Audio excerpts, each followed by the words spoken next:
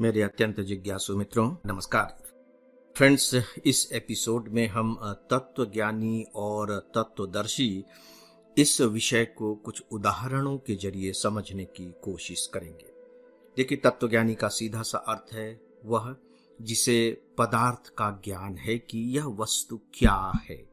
यह ज्ञान उसे किसी भी माध्यम से मिल सकता है। उसने पुस्तकों में पढ़ रखा हो, कहीं सुन रखा हो, किसी भी माध्यम से उसे ज्ञान की प्राप्ति हो जाती है। तत्वदर्शी वह है जिसने उस ज्ञान का दर्शन किया हो सकता है कि वो ज्ञान उसे पहले से मालूम हो, लेकिन व्यवहार में उसने उसका अनुभव कर लिया हो, या यह भी हो सकता है कि उसे उसका ज्ञान तो नहीं है लेकिन उसका अनुभव है, और अगर उसका अनुभव है तो निश्चित रूप से वह भी कहीं न कहीं हमारे ज्ञान का ही हिस्सा हो जाता है। जैसे देखिए, हमारे यहाँ एक कहावत है कि धूप में बाल सफेद नहीं किए हैं। बाल सफेद हो गए हैं, इसका मतलब है कि एक उम्र हो गई है। मान लीजिए कि 40-50 साल की उम्र हो गई है, और जब मैं ये कह रहा हूं कि मैंने अपने बाल धूप में सफेद नहीं किए, इसका मतलब है कि मैंने अपने इन बालों को सफेद करने के लिए 40-50 साल का वक्त दिया है, अपनी जिंदगी दी है। यानी कि मैंने इस बीच में जो अनुभव प्राप्त किए हैं वह मेरा ज्ञान है। तो आप इन दोनों को बिल्कुल अलग अलग करके एकदम से मत देखिएगा, क्योंकि उससे फिर गड़बड़ी हो जाएगी। क्योंकि याद रखिए कि हम केवल सत्य को जानना नहीं चाह रहे हैं, बल्कि हम परम सत्य को जानना चाह रहे हैं। परम सत्य क्या है उसके बारे में मैं अभी बातें नहीं कर रहा हूं, जानबूझकर नहीं कर रहा हूं।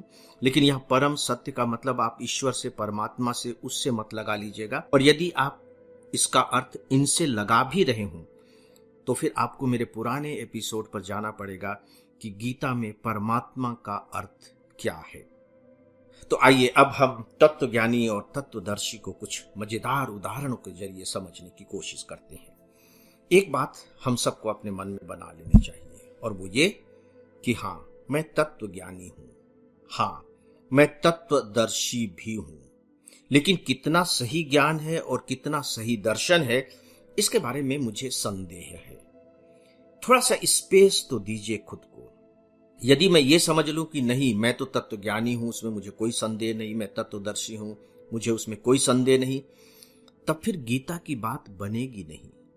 देखिए, अर्जुन भी क्या करता है, शुरू में जब वो युद्ध न करने का निर्णय लेता है तो वह बकायदे कृष्ण को यह बताता है कि कृष्ण, इन इन कारणों से मैं युद्ध नहीं करना चाह रहा हूं। और वो जो कारण बताता है उसमें दोनों बातें हमें दिखाई देती हैं। तत्व ज्ञान भी दिखाई देता है, तत्व दर्शन भी दिखाई देता है, लेकिन मजेदार बात यह है कि उन दोनों के बीच में परस्पर विरोधाभास दिखाई देता है, और यही तो मजेदार बात है। और कृष्ण ने पूरी गीता में उसे यही समझाने की कोशिश की है कि तुम जिसे तत्व ज्ञान कह रहे हो वो सही तत्व ज्ञान नहीं है, तुम जिसे तत्व दर्शन कह रहे हो वो सही तत्व दर्शन नहीं है, उसमें कुछ खामियां हैं।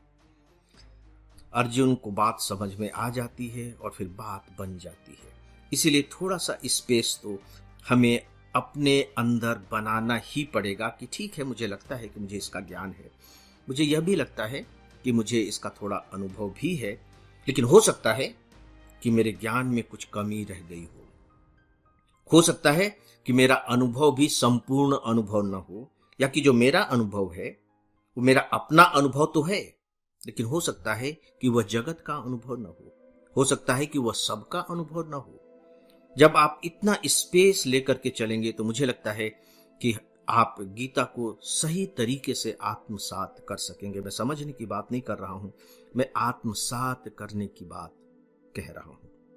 तो दोस्तों, कुछ उदाहरण देखिए। जब कोर्ट कचहरी में साक्ष्य प्रस्तुत किए जाते हैं, गवाही दी जाती है, तो गवाह देने वाला क्या कहता है कि नहीं, मैंने इसे देखा है, मैंने इसे हत्या करते हुए देखा है, मैंने इसे चोरी करते हुए देखा है, मैंने इसे ये करते हुए देखा है।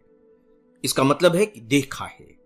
देखा है का मतलब है अनुभव किया है, और कोर्ट उसे सच मानती है, 100% सच मानती है, और उसके आधार पर बड़े बड़े फैसले सुना देती है, मृत्यु दंड तक दे देती है यदि वो कन्विंस हो जाती है तो। इसका मतलब यह हुआ कि जो कुछ भी हम अपनी आंखों से देखते हैं उसे हम सच मानते हैं। और सही बात है भी। अगर मैं अपनी आंखों से अपने सामने पहाड़ देख रहा हूं तो मैं कैसे कह दूं कि वहां पहाड़ नहीं है? यदि मैं अपने सामने बहती हुई नदी देख रहा हूं तो मैं कैसे कह दूं कि यहां आग का दरिया बह रहा है, नदी नहीं बह रही है? मैं तो कहूंगा ही ना। बिल्कुल सही है। लेकिन सच क्या है, संदेह क्या होता है, आइए हम इसे थोड़ा सा पकड़ने की कोशिश करते हैं ताकि हमारे अंदर एक स्पेस बन सके। सूरज हमें कैसा दिखाई देता है? सूरज हमें चलता हुआ दिखाई देता है। और जिस पृथ्वी पर हम रह रहे हैं वह हमें कैसा अनुभव देती है? लगता है जैसे कि पृथ्वी स्थिर है। सच है ये। आप देखिए कि यदि आप कार से चलते हैं या बाइक से चलते हैं और उसकी स्पीड अगर 100 किलोमीटर प्रति घंटे की भी हो जाती है तो आपको पता लग जाता है। आप ड्राइवर से कहते हैं कि भैया संभल करके चलाना। यानी कि जब हम चलती गाड़ी में बैठे हुए होते हैं तो हमें गाड़ी के स्पीड का एहसास होता है।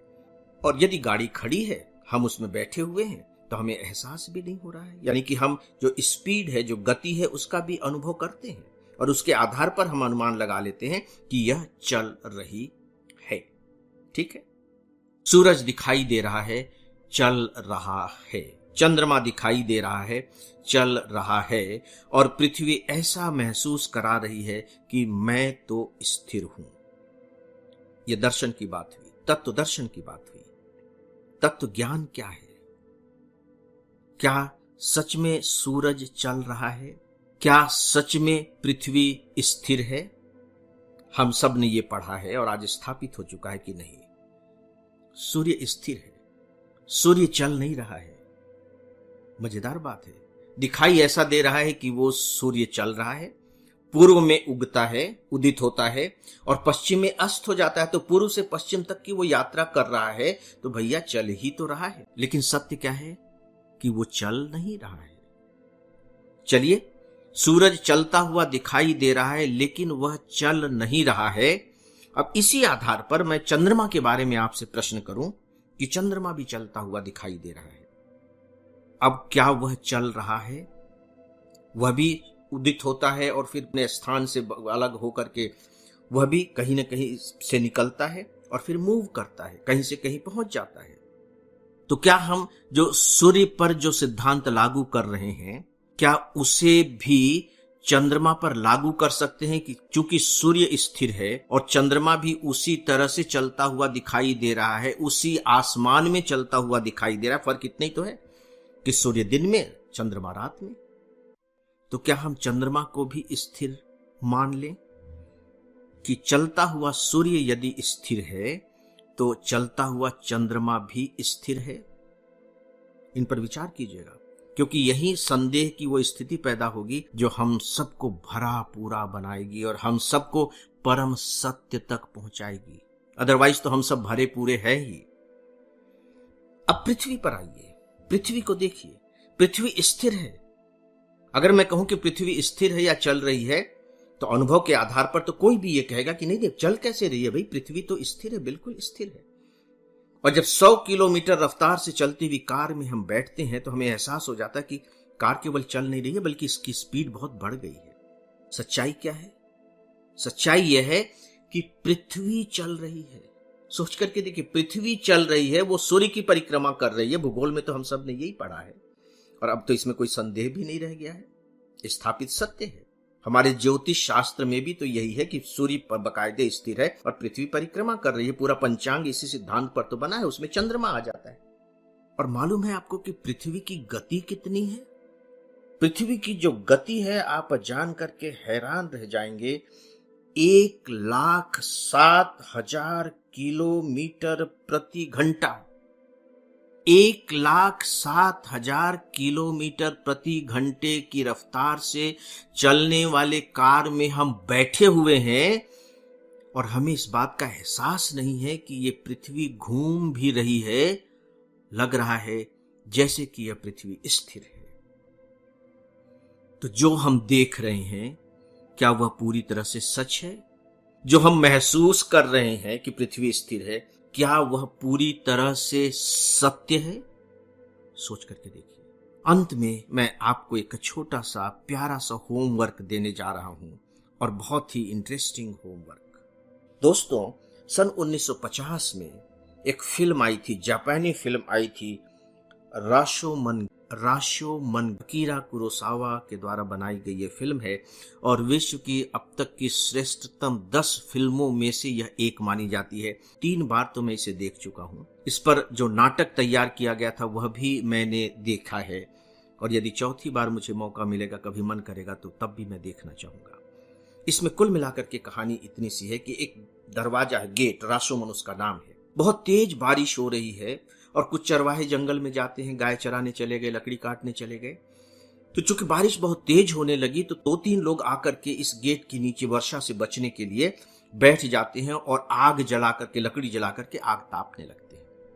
इसी बीच में वहां एक युवा बैलगाड़ी से गुजरता है, बिल्कुल शादी होकर के उसकी विदाई हुई है, यंग लड़का और एक यंग लड़की। और उस जो लड़का है, जो दुल्हा है आप कह लीजिए, जो पति है, उसकी हत्या हो जाती है। बस अब ये जो आग ताप रहे हैं 2-3 लोग, इसमें से हर कोई दावा करता है कि मैंने उसके पति की हत्या होते हुए देखा है, और वो बताते हैं कि इस तरह से हत्या हुई, और उसकी पत्नी जीवित रहती है। उसकी पत्नी भी बताती है कि हत्या इस तरीके से हुई।